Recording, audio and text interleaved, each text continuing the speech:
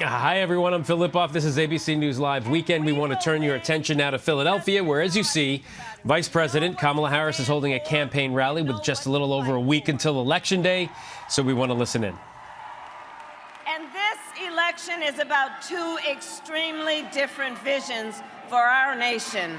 One, Donald Trump's, who is focused on the past and himself. And we are not going back. We're not. We're not going back. We're not going back. We're not going back. We're not going back. And here's why. Here's why. Because we are focused on the future, and we are focused on the needs of the American people, as opposed to a Donald Trump who spends full time looking in the mirror, focused on himself.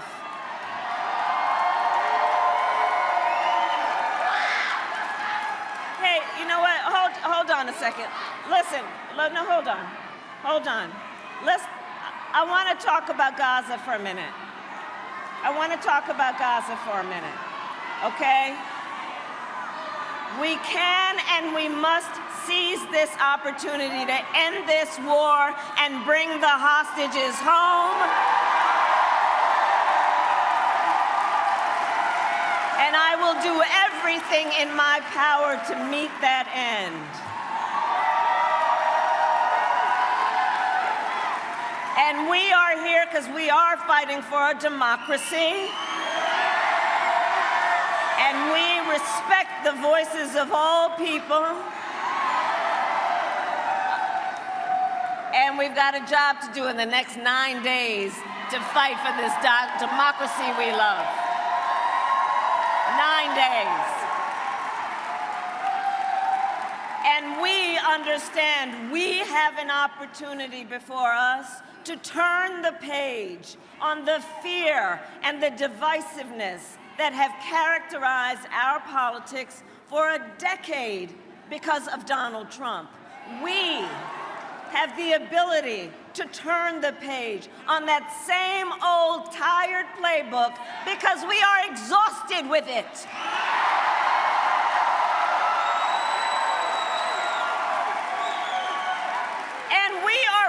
To chart a new way forward, and yes, we will be joyful in the process. Yes, we like to laugh. Yes, we know that when you care about the people and you understand what you are fighting for, there is joy in that fight, and that is why we are all in this together. We are fighting for a future of our nation where we tap into the ambitions and the aspirations and the dreams of the American people. We are a new generation of leadership that is optimistic and excited about what our nation can do together.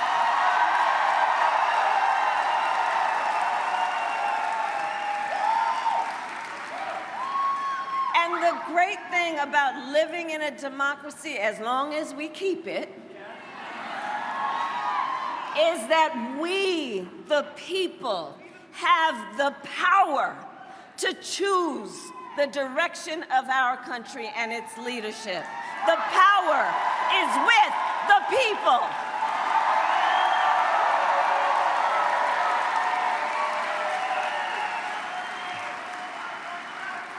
And from the beginning, our campaign has been about building coalitions and building community. Look, over the next 9 days, like I said, we are going to win. That is our highest order. But through that process, to all the friends here, I say, let's be intentional about building community. Let's be intentional about building coalitions. Let's be intentional about understanding we all have so much more in common than what separates us. We will be the better for it.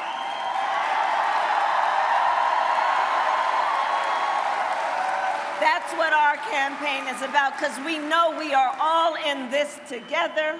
We have so much more in common than what separates us, and we are going to fight for the country we love.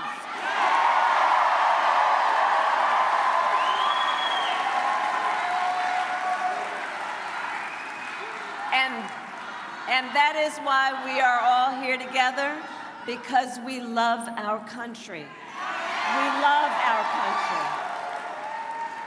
And you gotta fight for the thing you love. You gotta fight for the thing you love.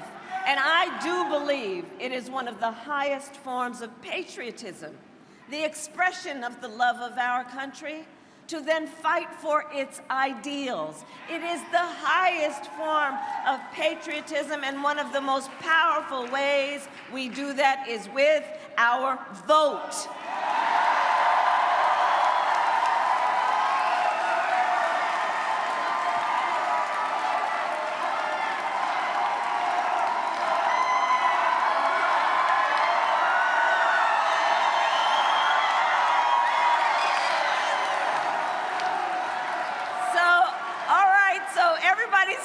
Prepared to do the work, so here we are. From now until Election Day, we are going to get out the vote here in Pennsylvania. And if you'll give me a minute, I really right now want to speak to the young leaders who are here. Is Gen Z in the house?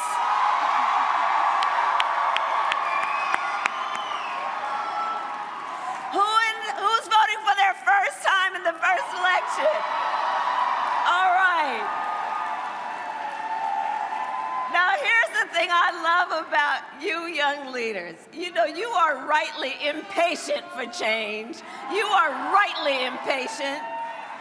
You who have only known the climate crisis, you are leaders in what we need to do to protect our planet.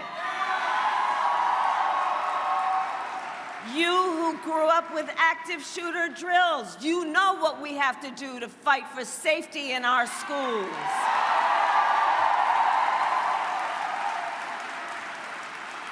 You who right now know fewer rights than your mothers and grandmothers understand the importance of fighting for the right of a woman to make decisions about her own body and not have her government tell her what to do.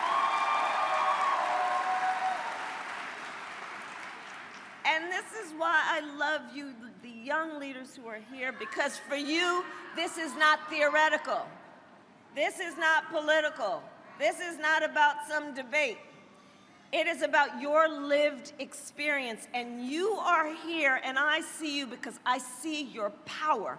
And you are here because you know your power. And I am so proud of you. And everyone, let us applaud our young leaders, our first-time voters. Let's applaud them. Let's applaud them. Let's applaud them.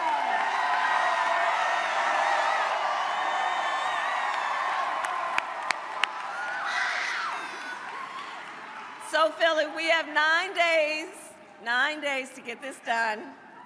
And for the next 9 days, no one can sit on the sidelines. There is too much on the line, and we must not wake up the day after the election and have any regrets about what we could have done in these next 9 days. So let's spend these next 9 days knowing we did everything we could, that we connected with each other, with our neighbors, that we went up to perfect strangers in the grocery store and said, you know what? I see you. Let's approach this moment in a way that in the face of a stranger, we see a neighbor. And let's talk with each other about what we have in common. Let's build community. And let's knock on doors. Let's text and call potential voters. Let's reach out to our family and our friends and our classmates and our neighbors. Tell them about the stakes in this election and tell them about their power So we are going to get folks to the polls, and we are going to make our voices heard. And let's give folks some important information. Election day, let's start with the basics, okay? Election day is Tuesday, November 5th. I'm serious. Everybody's busy. Let's start with that. Let folks know you can vote then, or you can vote early from today through Tuesday, October 29th. That's 2 days from now. So now is the time to vote early. Get it done tomorrow if you can. Go to iwillvote.com if you need information about where you vote. And if you have received your ballot in the mail, do not wait, fill it out today.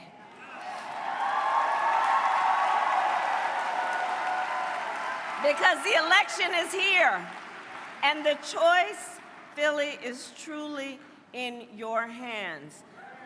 The path to victory runs right through all the leaders who are here, through all of you. And your vote is your voice, and your voice is your power. So today, Philadelphia, I ask you, are you ready to make your voices heard? Do we believe in freedom? Do we believe in opportunity? Do we believe in the promise of America? And are we ready to fight for it? And when we fight, we win. God bless you. God bless the United States of America.